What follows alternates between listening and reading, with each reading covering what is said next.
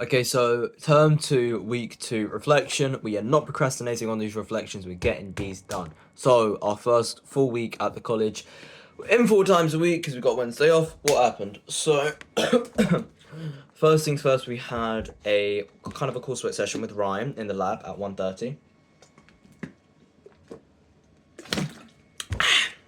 I feel good.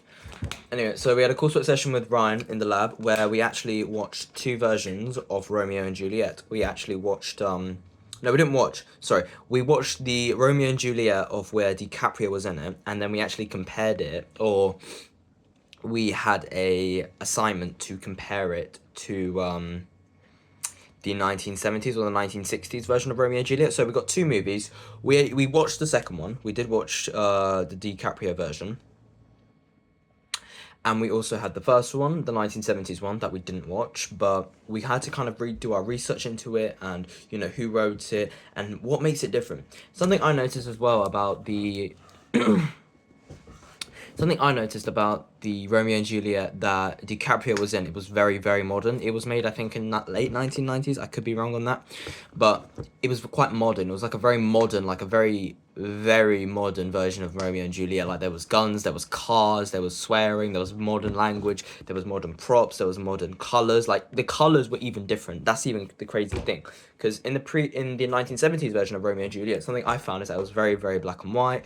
It was quite old English. You could tell that the set was on a budget. You could tell it was a budget set. There wasn't really any sound effects or any emotions. Well, not almost. There wasn't really any sound effects or any clean editing a part of it, which I do get because it is a very old play, and this was made in the 1970s, 1960s. On like a budget, so they're not exactly. This was a budget movie. Like this was a budget movie. You could tell, and of course, they're not gonna have all of those really as much as the new movie because you can tell that the newer movie, the one made, like I think late 1990s with DiCaprio. You could tell that that one had a good budget. You could tell that that one had a much, much higher budget. You could just tell the sound effects, the language, all of the different editing. There was more extras as well. You could tell there was more extra actor. Sorry, there was more extra actors in the backgrounds of certain scenes. Therefore, you could tell that the whole movie had a bigger budget, and well, yeah, it was just very modern. It was a very different way of seeing Romeo and Juliet, but I absolutely loved it because it was very abstract. It was very creative, and I thought the director done that absolutely spot on, compared to the old one where it was quite old. Very old fashioned, which is fair enough because it was set in the time that where Romeo and Juliet is supposed to be set, like very very old England, like medieval England. But to be honest, the movie was the camera quality wasn't all there. Like I understand it was 1970s, but you could just tell the budget. It wasn't as many extras. The editing wasn't the best. There was no sound effects, and you could tell like a real difference. Like the costumes were different as well. Like in the DiCaprio one, they were wearing like jeans, hoodies, jackets, all of that 90s stuff, and well.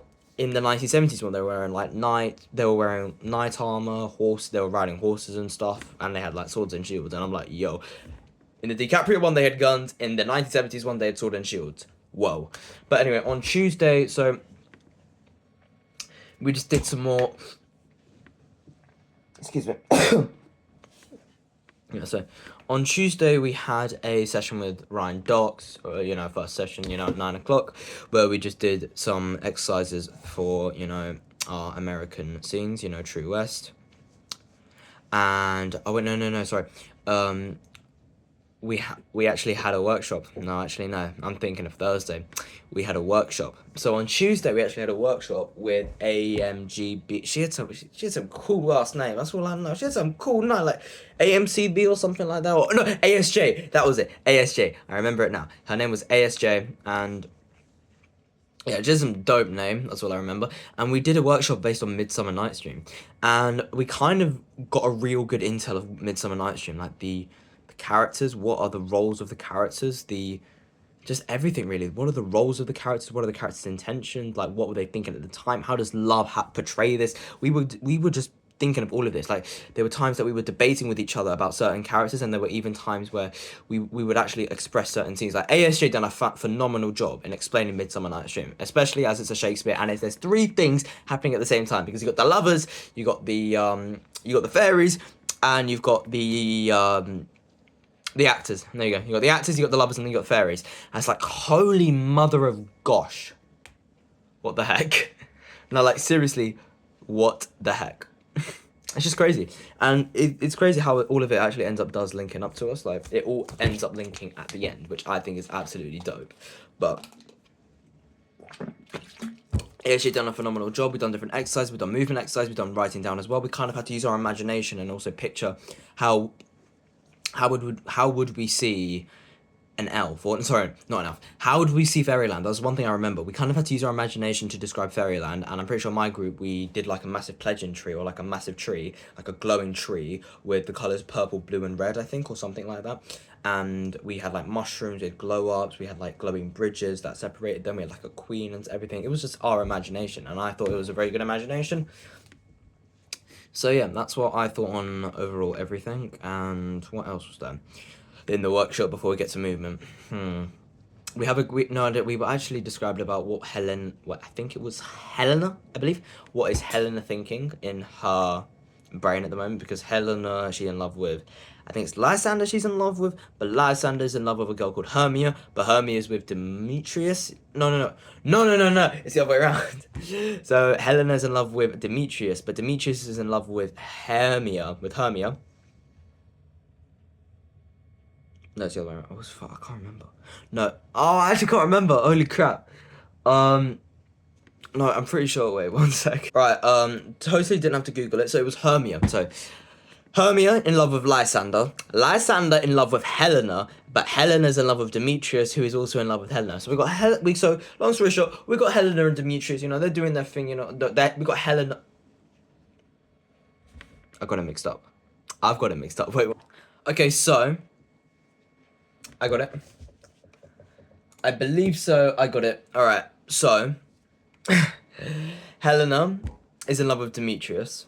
Demetrius is in love with Hermia, and Hermia and Lysander are a thing. So there's Hermia and Lysander, you know, they're doing their things, they're smoochy, get it. And then there's Demetrius. Demetrius likes Hermia, and Hermia's, and, well, yeah, you know, he's trying to be the third wheel, you get me. And then there's another one, Helena, and Helena is in love with Demetrius. And we're trying to get over all of this lover crap, you get me.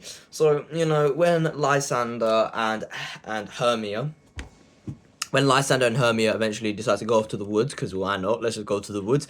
Helena knows about this, because Helena and Hermia are best friends. Helena knows about this, but decides to tell Demetrius. Why on earth would she tell Demetrius? And we just came to the conclusion that the main reason why is because she wants to spend time with Demetrius, but also she wants to hurt Hermia, because she's jealous of Hermia. She's jealous of Hermia because Demetrius loves Hermia, not Helena. I actually double checked there because their names are so similar. Thank you, Shakespeare. But we kind of had to get into the brain of Helena and what she was entailing. Me personally, I just thought it was wrong, but people had different arguments, and that was cool. And the last thing I remember on our workshop with ASJ, we done a scene of Puck, and I love Puck. Puck is just jokes. I absolutely love Puck. So we done a scene with Puck where Puck essentially, I can't remember who is asleep. Oh, I think it's Helena. Is it Hermia? I think it's Hermia. Yeah, I think it's Hermia that's asleep, and Puck goes over and Puck sprinkles fairy dust on Hermia, and then Hermia just wakes up like, huh? You get me? And it was just very interesting being Puck, because we had some people doing cartwheels, doing gymnastics moves, doing all kinds of stuff as Puck. We're like, holy crap. Me personally, I'm no gymnast, so yeah, you know, your boy had to improvise slightly, but yeah. Interesting. It was very interesting because I love Puck, but yeah, it was very interesting being Puck because Puck's one of the main ones. So,